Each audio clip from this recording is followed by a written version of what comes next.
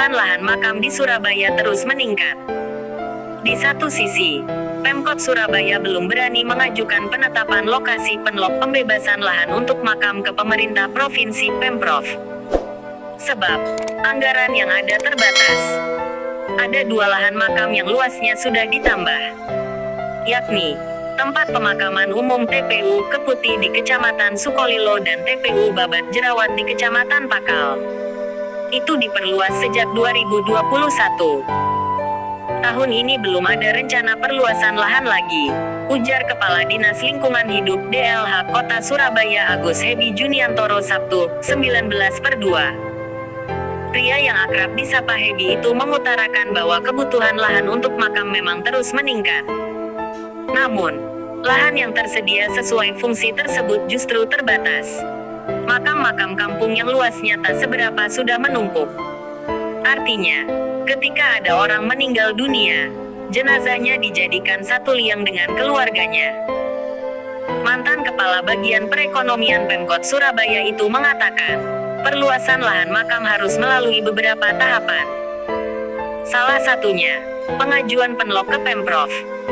Sebab, di dalam penlok disebutkan peruntukan lahan yang akan dibebaskan. Penlok untuk makam ada sendiri, terangnya. Sebelum mengajukan penlok, pihak dinas harus memberikan sosialisasi kepada warga. Setelah itu, pembebasan lahan baru bisa dilakukan. Nah, pembebasan lahan ini kan butuh anggaran. Untuk sementara, belum ada anggaran untuk pembebasan itu, ucapnya. Anggaran pembebasan lahan, kata Hebi, ada di Dinas Perumahan Rakyat dan Kawasan Permukiman serta Pertanahan, DPRKPP. Karena itu, pihaknya masih berkoordinasi dengan dinas terkait untuk perluasan lahan makam di tempat lain. Sebab, hingga saat ini, yang sudah clear baru Warugunung di Kecamatan Karangpilang.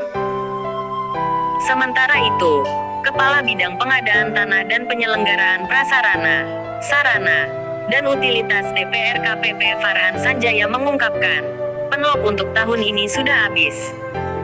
Pihaknya baru mengajukan lagi pada April mendatang. Prosesnya cukup lama. Jadi, ada kemungkinan tidak bisa tahun ini. Mungkin 2023 baru ada pembebasan lahan lagi, katanya. Untuk sementara, anggaran pembebasan lahan difokuskan pada TPU di Warugunung. Luasnya sekitar 50 hektare. Prosesnya sudah berjalan. Dari 42 persil, yang sudah dibebaskan baru 9 persil. 6 persil berikutnya akan dibebaskan. Secara terpisah, Lurah Warugunung Okto Narwanto mengatakan, pihaknya sudah mengadakan rapat dengan DPRKPP terkait rencana pembebasan lahan untuk makam di wilayahnya itu. Sejauh ini, tidak ada komplain atau keluhan dari warga. Mereka hanya mempertanyakan lahan yang dipakai akses jalan. Sebab, lokasi lahan yang dibebaskan terpisah-pisah, tidak berdampingan. Karena itu, ada sebagian lahan warga yang sementara waktu dipakai sebagai jalan. Apakah ke depan pakai jalan milik warga ini? Kan tidak. Akan ada jalan sendiri kalau semua bidang sudah dibebaskan, jelasnya. Muncul beragam siasat untuk mengantisipasi kekurangan lahan pemakaman di Kota Pahlawan. Tak melulu dengan pembebasan lahan milik warga. Salah satunya dengan menagih para developer atau pengembang perumahan untuk menyerahkan prasarana, sarana, dan utilitas PSU ke Pemkot. Hal itu sudah diatur di dalam Perda Kota Surabaya Nomor 7 Tahun 2010 tentang penyerahan prasarana, sarana, dan utilitas PSU pada kawasan industri, perdagangan, perumahan, dan permukiman. Wakil Ketua Komisi C. Aning Rahmawati mengatakan, setiap pengembang wajib membangun atau mengembangkan makam di dalam atau di luar lokasi pembangunan perumahan.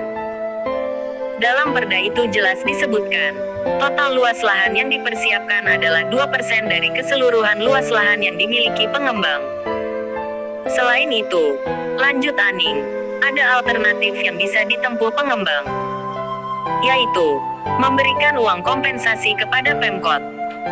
Nilainya 2% dari luas lahan, lalu dikalikan dengan nilai jual objek pajak NJOP tanah di lokasi setempat untuk pembangunan dan pengembangan makam milik Pemkot. Ada PSU yang sudah diserahkan ke Pemkot, ada juga yang belum. Saya mendorong agar PSU diberikan ke Pemkot, ujar politikus Partai Keadilan Sejahtera PKS itu. Aning menilai, penyerahan PSU ke Pemkot akan meminimalkan pengeluaran.